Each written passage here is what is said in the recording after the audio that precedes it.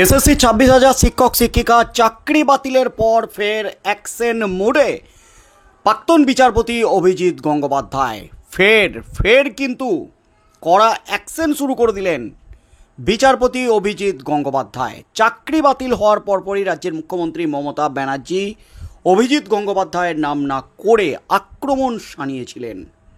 আর এবার রাজ্যের মুখ্যমন্ত্রীর কাছে চাকরি ফেরানোর আর্জির পর কিভাবে যোগ্য অযোগ্য বাছাই সম্ভব বাতলে দেওয়ার পর অবশেষে রীতিমতো কড়া পদক্ষেপ অভিজিৎ গঙ্গোপাধ্যায়ের। এবার কিন্তু অভিজিৎ গঙ্গোপাধ্যায় যা করলেন তাতেই কিন্তু উত্তাল গোটা রাজ্য, চরম অস্বস্তিতে রাজ্য সরকার। শিক্ষক নিয়োগ দুর্নীতিকাণ্ডে যখন তোলপাড় হয়েছিল গোটা রাজ্য, ঠিক তখনই অভিজিৎ গঙ্গোপাধ্যায়ের নির্দেশেই জেলে গেছেন প্রাক্তন শিক্ষামন্ত্রী পার্থ চ্যাটার্জি সহ একাধিক প্রভাবশালী। বিচারপতি অভিজিৎ গঙ্গোপাধ্যায় দুর্নীতির বিরুদ্ধে লড়াই করতে সরাসরি তৃণমূলের চ্যালেঞ্জ গ্রহণ করে রাজনীতিতে পা রাখেন এবং তিনি রাজনীতিতে আসার আগে স্পষ্ট করেছিলেন দুর্নীতির বিরুদ্ধে লড়াই করতে তিনি রাজনীতিতে আসছেন। আর তার মধ্যেই এবার রাজনীতিতে এসে চাকরি বাতিলের পর যোগ্যদের বাঁচাতে এবং কেঁচো খুঁড়ে কেউটে বের করতে বড় পদক্ষেপ নিলেন অভিজিৎ গঙ্গোপাধ্যায়।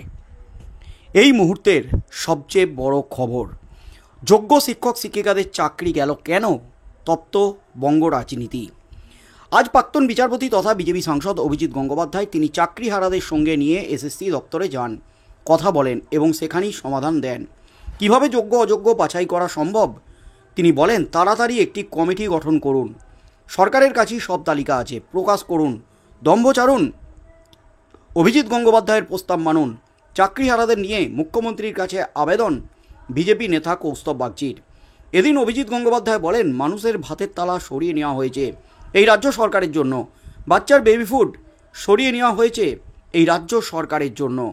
এই সুপ্রিম কোর্টের দিকে আঙুল তুলেছেন, যেখানে অন্য কোনো খেলা নেই তো। আরে খেলা আপনি খেলেন, সাংবাদিকরা বলছেন, প্রশ্ন করলেন বিচারপতিকে, সেগ্রিগেশন বা বাছাই সেটা কেন এসএসসি দ্বারা সম্ভব হলো না। বিচারপতি অভিজিৎ গঙ্গোপাধ্যায় জানালেন, অবশ্যই সম্ভব হলো না, কারণ সেটা গুরুত্ব দেওয়া হয়নি এবং আমার ধারণা মুখ্যমন্ত্রীর নির্দেশেই এটা করা হয়েছে, অর্থাৎ মুখ্যমন্ত্রী মমতা ব্যানার্জির নির্দেশেই সেগ্রিগেশন সম্ভব হয়নি, অযোগ্যদের বাঁচাতে এটা করেননি, এমনই কিন্তু বিস্ফোরক দাবি করলেন প্রাক্তন বিচারপতি অভিজিৎ গঙ্গোপাধ্যায়। প্রসঙ্গত, এখনও পর্যন্ত সুপ্রিম কোর্ট সরকারকে জানাতে পারেনি কারা যোগ্য কারা অযোগ্য। নেতাজি ইন্দোর থেকে আজ এভাবেই যোগ্য অযোগ্য বাছাইয়ের বিষয়টি সুপ্রিম কোর্টের দিকে ঠেলে দিয়েছেন মুখ্যমন্ত্রীর এই মন্তব্যের বিরোধিতা করেছে চাকরিহারাদের বড় অংশ। বিজেপিও বলছে, সুপ্রিম কোর্টে যোগ্য তালিকা দিলেই দুধ আর জল আলাদা হয়ে যাবে। সুপ্রিম কোর্টের রায়ের পর বারবার একটাই প্রশ্ন উঠছে, কেন স্কুল সার্ভিস কমিশন এত বছরও নির্দিষ্ট তথ্য দিয়ে সুপ্রিম কোর্টকে সন্তুষ্ট করতে পারল না যে যোগ্য আর অযোগ্য কারা। এই আবহেই নেতাজি ইন্দোরের সভা থেকে যোগ্য অযোগ্য বাছাইয়ের বিষয়টি সুপ্রিম কোর্টের দিকে ঠেলে দিয়েছেন রাজ্যের মুখ্যমন্ত্রী মমতা ব্যানার্জি। পাল্টা বিরোধীদের দাবি, নিজেদের দায়িত্ব পালনে সম্পূর্ণ ব্যর্থ হওয়াতেই এমন এই তথ্য খাড়া করার চেষ্টা করেছেন মুখ্যমন্ত্রী মমতা বন্দ্যোপাধ্যায় বলেন, সিবিআইকে কেসটা দেওয়া হয়, আমরা সিবিআইকে নন কোঅপারেশন করিনি, আমরা বলেছিলাম বাছুন কে যোগ্য আর কে অযোগ্য, যদি কেউ অযোগ্য হয় তথ্য প্রমাণ দিয়ে প্রমাণিত করতে পারেন, নিশ্চয়ই সরকার মানে এসএসসি সেটা মেনে নেবে।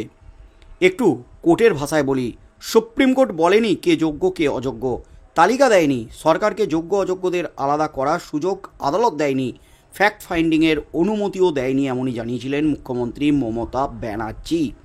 তার মধ্যেই কিন্তু এবার রীতিমতো বড় পদক্ষেপ প্রাক্তন বিচারপতি অভিজিৎ গঙ্গোপাধ্যায়ের। তিনি কিন্তু স্পষ্ট করলেন, মুখ্যমন্ত্রী মমতা ব্যানার্জির নির্দেশেই সেগ্রিগেশন সম্ভব হয়নি। সেন্ট্রাল এভিনিউতে পথ অবরোধ বিজেপি কর্মী সমর্থকদের, শিক্ষা দুর্নীতির প্রতিবাদে পথে নেমেছে বিজেপিও। সেন্ট্রাল এভিনিউতে টায়ার জ্বালিয়ে প্রতিবাদ করেন বিজেপি কর্মী সমর্থকরা। এদিকে বিজেপির প্রতিবাদ ছাড়াও চাকরিহারাদের সঙ্গে নিয়ে এসএসসির ভবনে অভিযান করেন বিজেপি নেতা কৌস্তব বাগচি এবং তমলুকের বিজেপি সাংসদ অভিজিৎ গাঙ্গুলি। দুজনেই বেরিয়ে পড়েন পুলিশের বিরুদ্ধে তীব্র ক্ষোভ প্রকাশ করে। আজ কৌস্তব বাগচি বলেন, আশ্চর্য ব্যাপার, আমাদের সঙ্গে কথা বলছেন স্থানীয় থানার অফিসার। এখানেও পুলিশতন্ত্র চলছে। আমরা বারবার বলেছিলাম যে অভিজিৎবাবু বাকি কথাগুলো বলবে, কিন্তু আমরা আবার আসব।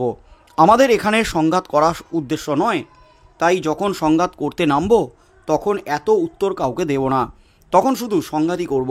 মমতা বন্দ্যোপাধ্যায় দম্ভ ছাড়ুন, রাজনীতির ঊর্ধ্বে উঠুন। অভিজিৎ গঙ্গোপাধ্যায় বলেন, চেয়ারম্যান নেই, সেক্রেটারিও দেখা করতে উৎসাহী হয়নি। যাদের সঙ্গে কথা বললাম তারা সকলেই আমার পূর্ব পরিচিত। এদের সকলকেই জানিয়ে গিয়েছি কি কি কমিউনিকেট করতে হবে। যে পুলিশ অফিসার ছিলেন তাকে বলেছি যে চেয়ারম্যানকে খবর দিন, আমরা আবার কালকে আসব। আমরা কালকে 5-6 জন গিয়ে কালকে এসে বলবো যাতে পাবলিশ করা হয়। আর যারা করতে দিচ্ছে না তাদের বিরুদ্ধে গিয়ে স্বশাসিত সংস্থাকে কাজ করতে হবে। অভিজিৎ গঙ্গোপাধ্যায় বেশ কয়েকদিন ধরেই বলে চলেছেন যোগ্য অযোগ্য আলাদা করা সম্ভব। এমনকি তিনি সন্দেহ প্রকাশ করেছেন ওএমআরের হার্ড কপি পুড়িয়ে ফেলা হয়েছে কিনা, নাকি কোথাও লুকিয়ে রাখা হয়েছে অযোগ্যদের বাঁচাতে, দুর্নীতি ঢাকতে। এরপর আজ চাকরিহারাদের একাংশ দেখা করতে আসেন কলকাতা হাইকোর্টের প্রাক্তন বিচারপতির কাছে। তাদের সঙ্গে দেখা করেন তিনি। এরপর এসএসসি অফিসে যান। রীতিমতো চাঞ্চল্যকর দাবি প্রাক্তন বিচারপতি অভিজিৎ গঙ্গোপাধ্যায়ের। যোগ্য অযোগ্য লিস্ট তৈরি করা সম্ভব, সেগ্রিগেশন সম্ভব, তার সাথে সাথে আরও যে বিস্ফোরক দাবি করেছেন ওএমআর সিট আদৌ নষ্ট করা হয়েছে কিনা, পুড়িয়ে দেওয়া হয়েছে কিনা সেই নিয়ে সন্দেহ আছে, নাকি কোথাও লুকিয়ে রাখা হয়েছে, এমনই কিন্তু বিস্ফোরক দাবি করলেন প্রাক্তন বিচারপতি অভিজিৎ গঙ্গোপাধ্যায়। তাই আগামী দিনে এই মামলায় ঠিক কি হতে চলেছে, বিচারপতি অভিজিৎ গঙ্গোপাধ্যায় যেভাবে অ্যাকশন শুরু করেছেন, পথে নেমেছেন, যোগ্য অযোগ্য বাছাই করে যোগ্যদের চাকরি ফিরিয়ে দেওয়ার উদ্যোগ গ্রহণ করেছেন, এই উদ্যোগ গ্রহণের ফলে আগামী দিনে সর্ষের মধ্যে থেকে ভূত বেরিয়ে পড়বে না তো? আগামী দিনে কেঁচো খুঁড়তে গিয়ে কেউটে বেরিয়ে পড়বে না তো? কার নির্দেশে যোগ্য অযোগ্য বাছাই করা সম্ভব হয়নি? বিস্ফোরক দাবি করেছেন বিচারপতি। ঠিক কি হতে চলেছে আগামী দিনে এই চাকরি বাতিল নিয়ে বিচারপতি অভিজিৎ গঙ্গোপাধ্যায়ের এই পদক্ষেপের ফলে শেষ পর্যন্ত যোগ্যরা তাদের ন্যায্য অধিকার, তাদের চাকরি ফেরত পায় কি না?